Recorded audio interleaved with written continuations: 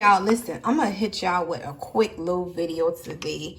Again, hi, y'all know I'm in the screen couponer, right? So I got all these Martha White muffin mixes for free. I'm going to show y'all how to make this into an almost Starbucks dupe, that pumpkin cream muffin that they have. So we got pumpkin pie mix. If you got full fat sour cream, go ahead and use that. I ain't had none, and I ain't trying to go back to the store, so we gonna make it do what it do. I got my whole milk right here.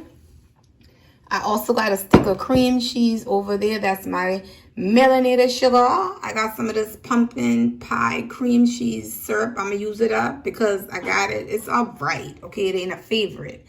If you got some pumpkin pie spice creamer, that's cool. I got a little bit of that in there too. I got some pumpkin pie spice, which if y'all on my TikTok, we talked about the play on words for that. Almond extract, vanilla extract, and let's get it whipped up and in these oversized muffin liners. So to my pot, I have 6 tablespoons of unsalted butter. Y'all, a cup and a half of all-purpose flour is going to go down into this melted butter, and a half a cup of your melanated sugar. That's going to make an easy streusel topping. Now, hear me out. You can add rolled oats to this topping. You can add pecans, walnut, any nut of your choice, right? The Starbucks dupe one does have rolled oats on the outside. However, I'm taking these to work, and you don't know who have peanut allergies or not, so I'm just going to stay away from that. But that's the easy streusel topping that we're going to put on when the muffins, before they go in the oven. So just that fast, my streusel topping is done.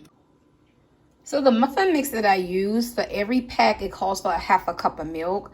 I use 3 packs, so that's a cup and a half of whole milk that I use. And y'all know I like to swap over to this spoon right here. For some reason, this particular spoon just adds the right amount of moisture. So I did 2 spoons of sour cream because you want to add some moisture to it. If your batter kind of lumpy, that is cool.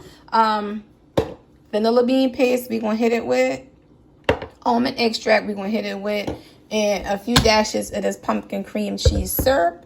And I'll be back. So the pumpkin pie spice and the extract, I add about a half a tablespoon of the spice to the mixture and a few drops of the extract. We also gonna stir in some of this. Remember, we making jumbo muffins. You all, there's no eggs to this, so I encourage you to taste it as you go and adjust your seasonings. If you want more cinnamon, you want some brown sugar, go ahead and do that because you've added moisture.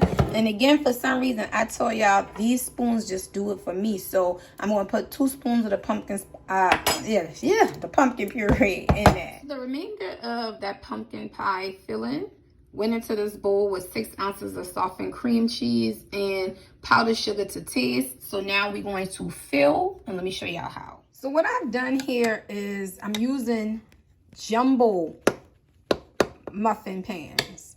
That way your paper can spread out. And 2 spoons, this size spoon of the pumpkin cream mix, push it down in the middle. When your muffins spread out, remember these jumbo pans. Fresh out the oven, and I gotta let them cool before I let them, cut them and come back and show y'all what they're looking like. And you want your cream cheese mixture to set up real well on the inside too. So you all, this is what the final product looks like.